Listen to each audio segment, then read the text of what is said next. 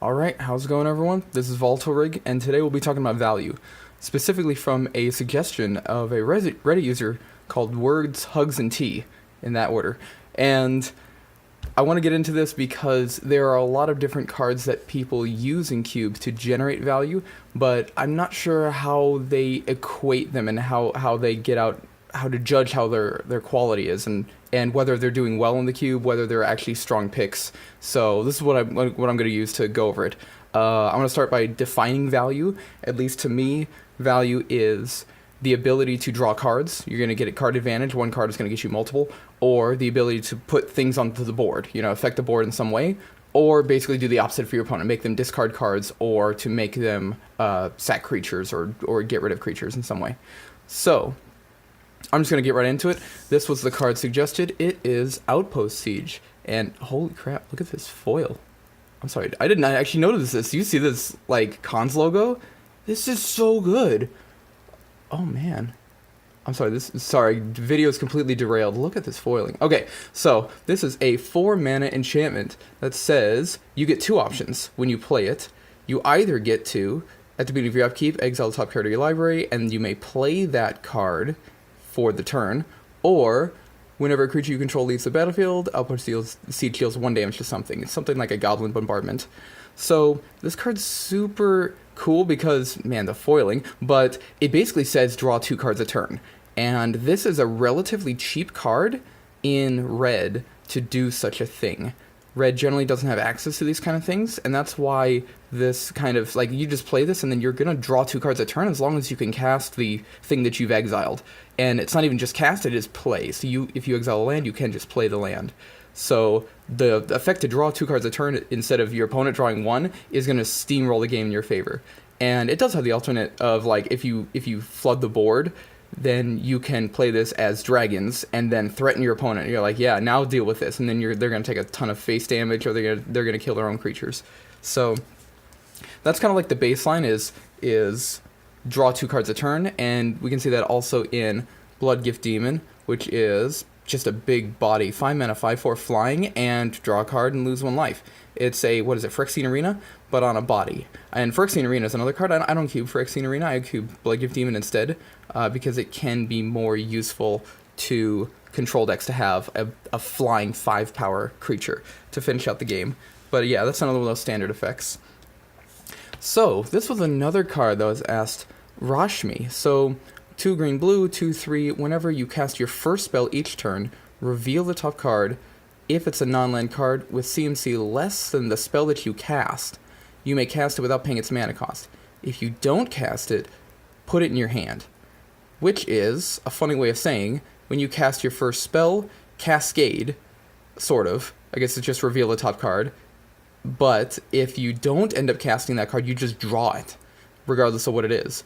So that's kind of crazy. I mean, that's another effect that basically says draw 2 cards a turn, and it costs 4 mana. That seems to be the standard for this, is 4 mana, where previously I think we've seen 6 mana, the staff, one of these staffs that's basically get your upkeep, draw a card, and deal 1 damage to something. Staff and Nin. I think that's it. So this is, people don't really read this card as draw a card every turn. So that's kind of what it says, though. As long as you cast a spell each turn, first spell each turn. So if you cast a spell on your opponent's turn, you're drawing a card on their turn as well. So yeah, there's a lot to that are packed into these cards. Here's another one that's from the, I think that's similar style at least. 4 mana, 3/4. Surprise, 4 mana. We're gonna say another creature, when another creature you control dies, get an experience counter. At the beginning of your end step, choose target creature card in your graveyard. Okay. If that card's CMC is less than or equal to the number of experience counters you have, return to the battlefield. Oh, that's nice. It's just random. Or put it in your hand.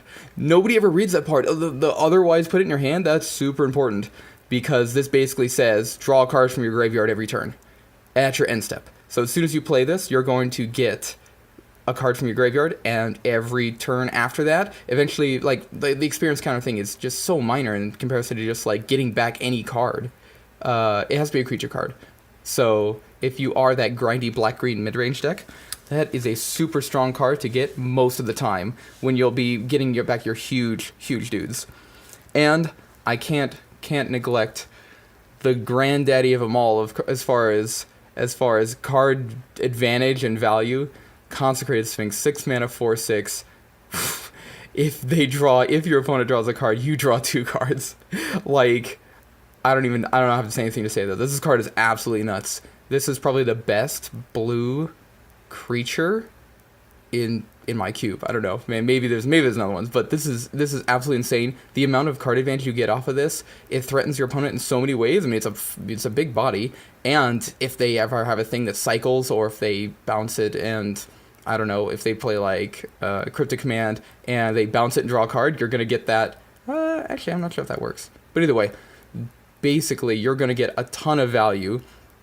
You're gonna get a ton of value on and just even after the first time you play them. That reminds me, yeah. So you're gonna want to look at the way I judge these cards is based on 3 things: 0, 1, and many. That's kind of like the 3 numbers that you need in computer science, but also in Magic.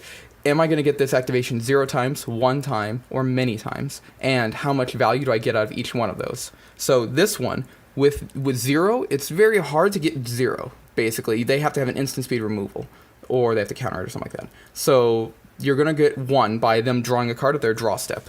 And then many, you could just draw a ton of cards by just leaving this on the battlefield. So let's move into something that's a little bit different, not card advantage, but it is board advantage. 4 mana 2/2. I mean, I hope people remember this from Standard. I played this in Standard. This is a pretty crazy card. When it enters the battlefield, you get a 2/2 and gain 2 life. If there were no spells, you flip them, and he flips into a 4/4 that pings something and pings your opponent. Pings a creature and pings an opponent, and then when 2 spells are cast, flips back, and you get another 2/2. So this kind of pressure that you put on your opponent to basically cast a spell every single turn, people really underestimate that.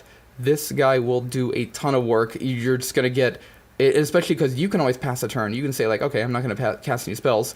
He flips, you ping one of their dudes. You know, it gets pretty crazy if you can get him to flip back and forth a ton. Another one we've got needs a bit of deck manipulation, but Grenzo is a 2 mana 2/2 or a 3 mana 3/3. It's an X mana XX in black-red, which is a super weird way. Generally these are 0/0s, but this guy's pretty nuts. And his battlefield X+1s, and you pay 2 mana to put the bottom card, sorry about the signature, bottom card of your library into your graveyard. If it's a creature card with power less than his power, less than or equal to his power, put it on the battlefield. Like, I can see just dumping 5 mana into this and having him be a 5/5, and then on turn 6, like putting 3 cards into my graveyard and putting 2 of them onto the battlefield. It's power, so it doesn't even matter about CMC. This is pretty crazy to get some value. Again, if left unchecked, he can do some serious work. And another one, a Whisperwood Elemental, 5 mana 4/4. At the beginning of your... sorry about this. I apologize to everyone who drafts my cube. Mr. Swanland was very kind in putting this signature, and I love his art, I love his signature, but man, people can't read the card. So we've got, at the end step, you manifest the top card. You take a card and you make a 2/2 out of it. Kind of like morph. You can morph it later if it is a morph, but basically no synergy with most of my cube. You can then sacrifice him to, until end of turn, when a non-token creature that is upside down dies, then you can get another one. You manifest it back. So it's kind of like Wrath Protection. If they Wrath a God, then this you can sack this and then basically keep your 2/2s. So it's a neat way to play around that. It's a very resilient answer, and of course it'll generate a guy every single turn, every single end step. So you're at least going to get 1 most of the time because it's at your end step for this one. Then there's Karanos, God of Storms, 5 mana 6/5, 5 mana enchantments. This is very distracting because like all this stuff don't matter. Just like, cover that up. He's an enchantment that says reveal the first card you draw on each of your turns. Whenever you reveal a land, draw a card. Okay, so if I reveal a land, I draw that land, and then in the draw step I draw another card.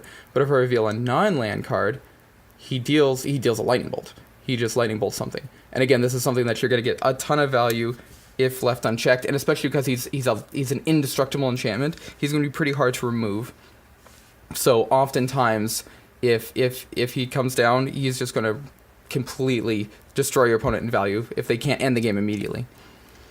And a super weird one, Gitrog Monster. there have been some pretty spicy plays with Gitrog Monster with playing lands from the graveyard and stuff, but 5 mana 6/6 Death Touch, which is pretty funny. Death Touch on a 6 power creature is really silly. At the beginning of your upkeep, sack a land, and you're not going to sack him generally, and you can play an additional land each of your turns, and one or more lands is put into your graveyard from anywhere, draw a card. Like, if you play a fetch land, he's now going to draw you a card off that fetch land. At your upkeep, he draws you a card. You're drawing 2 cards a turn, or more, depending on if you have a way to replay your lands. So again, lots of value generation.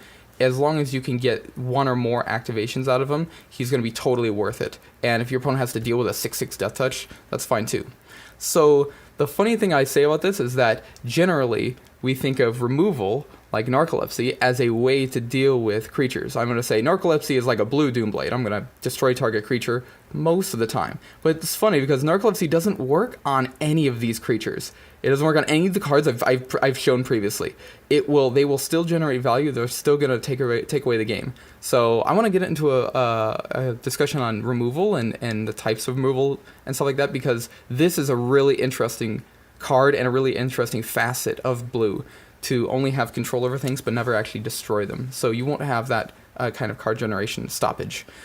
One last card, special recommendation, Pristine Talisman. A lot of people are like, do you remember? Do you know that you're still running Pristine Talisman? Oh yes, I'm very conscious I'm running Pristine Talisman. It is a very good card, and I'm going to go on the record on that, because it is, people underestimate the amount of value you can get out of just 1 life gain a turn. And that's really what this comes down to, because I don't generally play life gain cards by themselves, but the incidental life gain of Pristine Talisman totally justifies the cost being 3, up from the normal 2 on most rocks, and justifies also the fact that it taps for colorless mana versus any other mana. Because I play 3 or 4 color decks, and when I drop a Pristine Talisman, people are like, it's Pristine Talisman, but then it starts gaining life. And I remember I said value was drawing cards or affecting the board. This does neither of those things. However, it does gain you life, which will stall the game. It will just make the game go longer, which will get you the ability to play all your other stuff below there without dying as quickly. So I would not have people underestimate Pristine Talisman. Very strong card. So I hope that was enlightening. I hope that was enjoyable to watch, and we'll get back on this. We're gonna do probably more archetype discussions a bit later. So yeah, that's all I got for today. See you guys later.